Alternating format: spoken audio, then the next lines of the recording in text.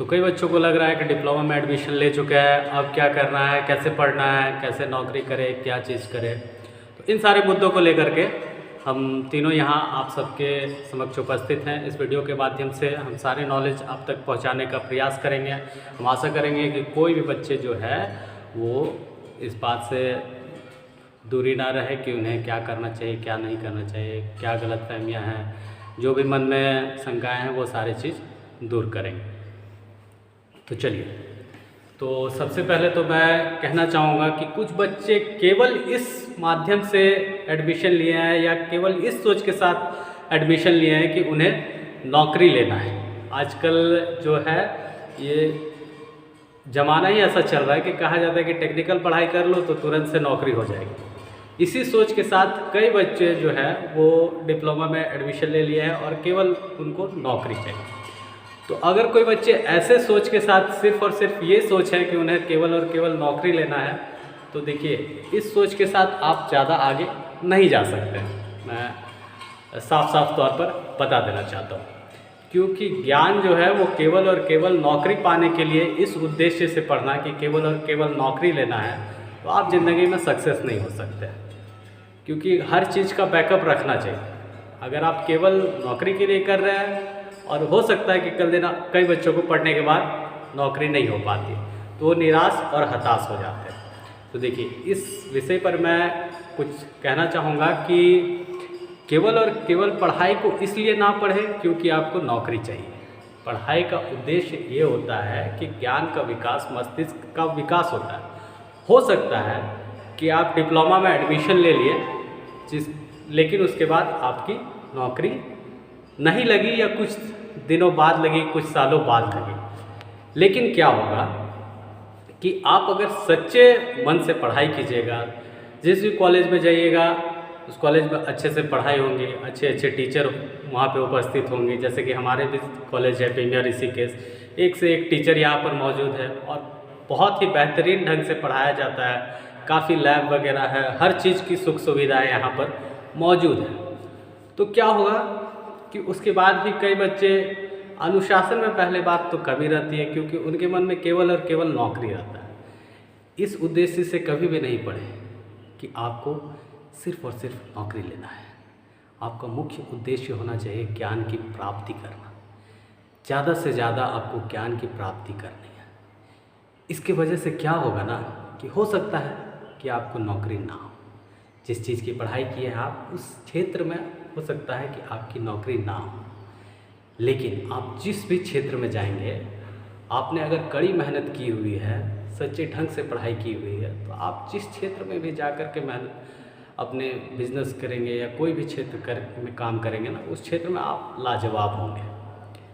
तो कोई भी हताश ना हो कि नौकरी होगा कि नहीं होगा, क्योंकि आजकल क्या होता है ना कि लोग आपको, अगर आपका माइंड स्टेबल नहीं है तो रास्ता चलते चलते क्या होगा कि अगर आप लेफ़्ट डायरेक्शन में जा रहे हैं तो आपको कोई आदमी कह देगा अरे यार क्या एडमिशन ले लिया है, इससे अच्छा तो तुम ये कर लेते, वो कर लेते।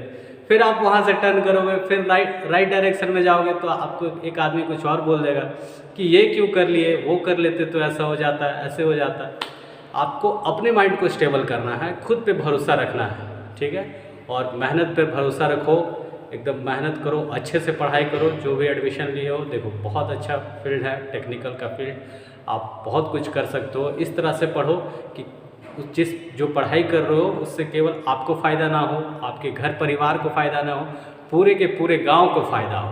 और ऐसा पढ़ो कि पूरे गांव क्या, पूरे देश का नाम आप रोशन कर दो। चलिए, इन्हीं बातों के साथ मैं अब मैकेनिकल डिपार्टमेंट के राजीव रंजन सर हैं, इनको ओवर कर लूँ।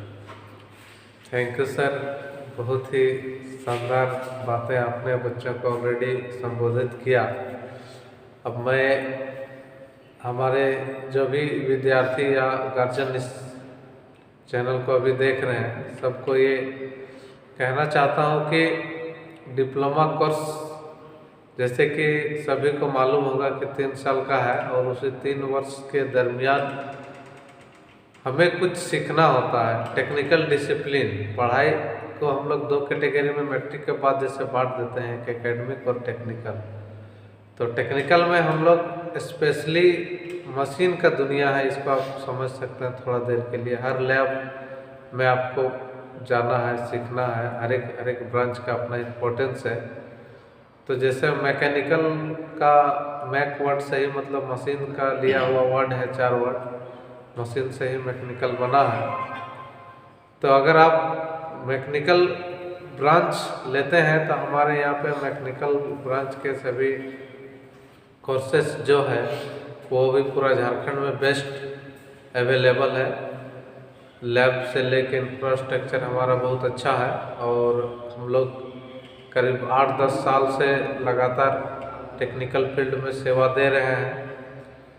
तो टेक्निकल एजुकेशन लेने के बाद जो रोजगार का अपॉर्चुनिटी है वो मुख्यतः प्राइवेट लेवल में तुरंत स्कोप मिल जाता है, या प्लेसमेंट नाम करके जो एक सेल होती है हर कॉलेज में, तो वो मुख्यतः प्राइवेट कॉलेज के लिए और सरकारी कॉलेज सभी बच्चे जो है प्राइवेट इंस्टीट्यूशन में या प्राइवेट कंपनियों में प्लेसमेंट होती है। और अगर आप गवर्नमेंट सेक्टर के लिए जाना चाहते हैं तो आपको अलग से फिर जो जनरल प्रोसेस है हमारा कंपटीशन एग्ज़ाम में बैठने का, उस एग्ज़ाम के तहत आप जा सकते हैं।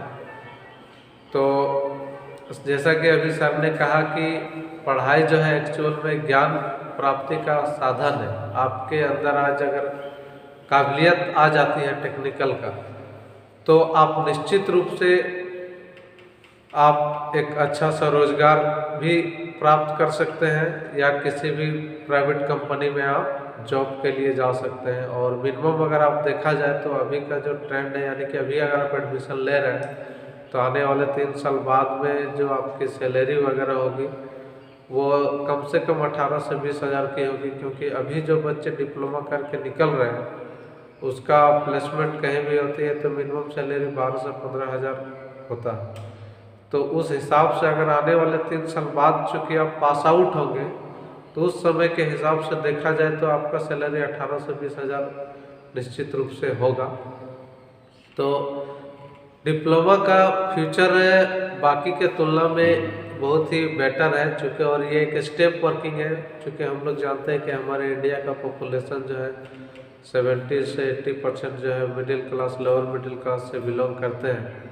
तो उन लोगों के लिए डिप्लोमा का कॉस्ट लगभग 1 लाख रुपया आता है 3 साल का, जो कि एक एफोर्डेबल है। कुछ स्कॉलरशिप भी आ जाती है गवर्नमेंट के द्वारा, मतलब 50% 3 साल में आपको स्कॉलरशिप के रूप में मिल जाएगा 50,000 रुपया।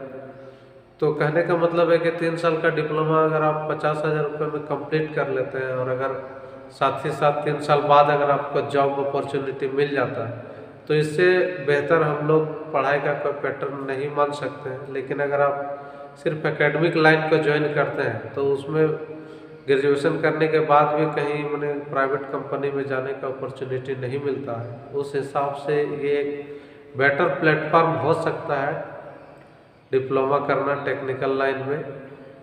तो यही मैं कहना चाहता हूँ कि ये एक नया माहौल रहेगा आप लोगों के लिए, क्योंकि आप 10 साल तक जो पढ़ाई किए वो एकेडमिया वाला पढ़ाई हुआ स्कूल लेवल का, लेकिन अब यहाँ आपका प्रैक्टिकल और सेशनल का क्लासेस मुख्य रूप से ज़्यादा इम्पोर्टेंस रहता है टेक्निकल में, और वही आपका काबिलियत को बढ़ाता है और हुनर को बढ़ाता है।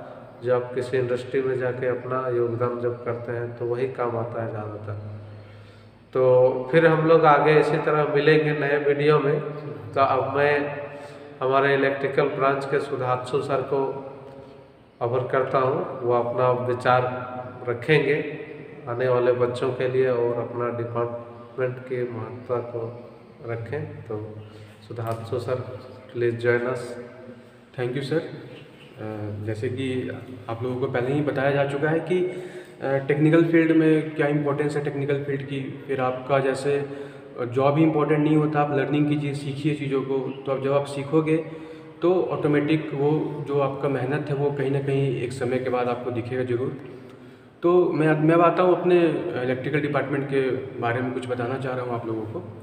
सबसे पहले तो ये जो आपका इंस्टीट्यूट है premier Rishikesh institute of technology, ये काफ़ी अच्छी इंस्टीट्यूशन है। जैसे मैं इलेक्ट्रिकल डिपार्टमेंट से हूँ, तो जितने भी यहाँ पे हमारे पास लैब हैं, जैसे आप जितने भी ट्रांसफार्मर देखते हैं, पावर सिस्टम, ओवरहेड लाइंस देखते हैं, तो मन में रहता होगा कहीं ना कहीं कि आखिर ये काम कैसे करता है। क्योंकि हम लोग देखिए किसी फील्ड में जाते हैं तो हम लोग बस कहीं भी जाएँ, कहीं भी गए तो कोई भी इंस्ट्रूमेंट होता है आप देखते हैं, लेकिन ये नहीं जानना चाहते कि उसमें आखिर काम करता कैसे है। जैसे कभी लाइट कट जाती है तो लोग बोलते हैं यार लाइट कट गई, लाइट कट गई, लेकिन वो ये नहीं जानते हैं कि उसके पीछे का रीज़न क्या है। लोग सोचते हैं कि लाइट कट गई, उन्होंने जानबूझ के लाइट काट दिया, जबकि ऐसा है नहीं। ठीक है, तो मतलब आप डिप्लोमा एक आपका बेस एजुकेशन होता है टेक्निकल इंस्टीट्यूशन का। ठीक है, और हमेशा आप किसी भी फील्ड में चले जाइए टेक्निकल के, आप हायर स्टडीज़ भी जब आगे कीजिएगा तो आपका बेस इंपॉर्टेंट होता है, और बेस हमेशा टफ होता है, लेकिन बेस आपका इंपॉर्टेंट भी होता है। तो ये आपका बेस है, यहाँ से आप टेक्निकल फील्ड को स्टार्ट कर सकते हैं। अब हम आते हैं अपने कॉलेज के बारे में। तो जो हमारे पास इलेक्ट्रिकल की लैब है, काफ़ी अच्छी लैब है, मतलब इक्विपमेंट सारे वर्किंग हैं और काफ़ी अच्छी तरीके से वर्क करते हैं। जैसे पावर सिस्टम की लैब होगी, आपकी कंट्रोल सिस्टम की लैब होगी, मशीन्स की लैब होगी, जैसे आप मोटर जनरेटर के बारे में देखते होगे, पढ़ते होगे, तो उन सब के बारे में यहाँ पे लैब है। आपको लाइव डेमो, यहाँ पे लाइव वर्क कैसे काम करती है उन सब की। फिर जैसे आप इलेक्ट्रिकल वाले या फिर 10 तक आप ओम्स में पढ़ते आ रहे हैं, तो वो जो लाइन सीधा आता है, कैसे आता है, नहीं आता है, वो सारी चीज़ें आपको यहाँ प्रैक्टिकल करके मिलता है। और बाकी तो वही है जो सर लोगों ने कहा, मैं दोबारा उसको रिपीट नहीं करना चाहूँगा, क्योंकि बस मेहनत करते रहिए और बेस हमेशा स्ट्रॉन्ग रखिए। क्योंकि बेस आपका स्ट्रॉन्ग रहेगा तो आप आगे जाके किसी भी ऊंचाई तक आप पहुंच सकते हो, जो आपके पास आएगी चल के, आपको जो आपके पास जाना नहीं पड़ेगा। तो इन्हीं शब्दों के साथ मैं हैंड ओवर करता हूँ दीपक सर को। धन्यवाद। तो आज का वीडियो बच्चों वैसे ही काफ़ी लंबा हो चुका है, तो हम वीडियो को ज़्यादा लंबा और नहीं करना चाहेंगे। तो जो भी बच्चों को जो भी डाउट होगा वो वीडियो के कमेंट सेक्शन में जा कर के कमेंट कर सकते हैं। हमारा जो अगला वीडियो आएगा हम उसमें उनके सारे डाउट्स को क्लियर करने का कोशिश करेंगे। तो बच्चों, अगर आप चाहते हैं कि हम सब मिल कर के ऐसे ही आपके साथ बने रहें, तो वीडियो को ज़्यादा से ज़्यादा शेयर करें, लाइक करें, कमेंट्स करें। Okay, thank you, bye bye, जय हिंद।